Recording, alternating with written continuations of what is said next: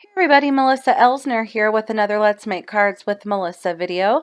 I'm showcasing a cut file from Just Nick Studio and some papers from Fancy Pants Designs, as well as some other materials that I'll have listed below. Now with this video I wanted to start showing you in my Silhouette software how I create or how I adapt cut files for my cards. And the first thing that I do is I create a shape that is the size of my card base. So I'm over in the scale menu here, resizing that square to 4 1/4 and 5 1/2. And then I move the cut file back over and I just shrink it or enlarge it or whatever I need to do. Now with this cut file, it's super fun. It's called the Loopy Doop cut file, and I immediately saw in my mind using it as a background with white cardstock and then layering pattern paper behind it. I love the look on scrapbook layouts, and so I thought it would look awesome on a card as well. So the way that I do this is I made it big because I knew the bigger shapes would look better on my card. And then I'm using the knife tool to slice off the edges until it's the same size as that card base. And so it's not super fast. If there's an easier way out there that I don't know about, I'd love to hear about it.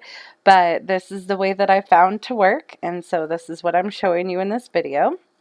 And so I'm just doing all 4 sides here, just slicing, and so you see that the shape that I made below comes in handy because it helps me see where I need to slice off the edges, and then I just pull them apart and delete them.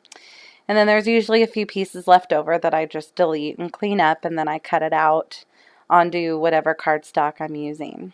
So I cut that out, get my card base ready. That first card base that I did, I actually had the edges uneven, so I did a new one. I laid my cut file down. I save all the little bits and pieces because those will be my templates when I cut out the pattern paper so that I can ensure that they fit behind all the negative areas of that cut file. Now what I'm looking for as I'm leafing through these papers is I want pattern papers that have one color. I don't want the multicolored pattern papers, and I'll tell you why. When I go to embellish the card, I feel like if I have too many multicolored papers underneath, it overwhelms. And so I went with just the ones that had all red, all black, all yellow, all green, with of course the subtle patterns with it. And this collection is perfect for that. I love the bold colors. And then the fact that I can do the solid. Now, a little trick that I've done when I do this type of file, what you just saw is I had it on top of my card base and then I flipped it over. And that just helps keep all the papers in place so that I don't have to try to remember where they all were, because my brain just can't remember that. I'm using Scotch tape now to tape down all the pieces where I can.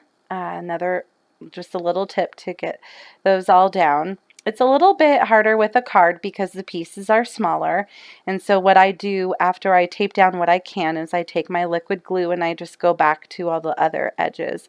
It is a time saver to use the tape, even though it is time consuming in itself, but having to glue everything takes forever too.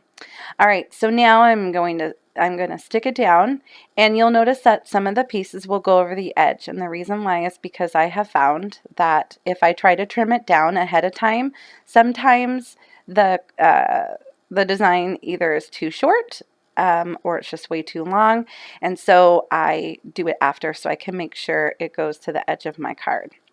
Now what you're seeing here is I have a bunch of embellishments that are all in the same color family or from the collection, the Fancy Pants collection, and I'm pushing them around to see what works. And the issue that I kept running into is that everything was covering that background, and I loved it. I loved being able to see the white space, being able to see the different color. They look like petals, and everything that I was doing, I felt like it covered it up.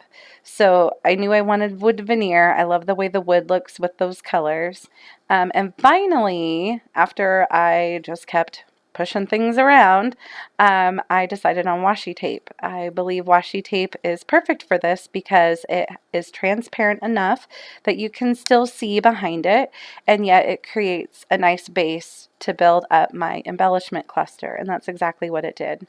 So the washi tape and then that black and white striped tag are both from Fancy Pants. The tag is actually from a Post-it collection. And then that button is from Sassafras. It's been in my stash forever, and it matched, it just went perfectly with this collection. The hello sentiment is my handwriting on a little piece of paper. Worked just fine. I could not find a stamp in my stash that worked, and I thought, well, I'll just write it then. And then some American Crafts twine there.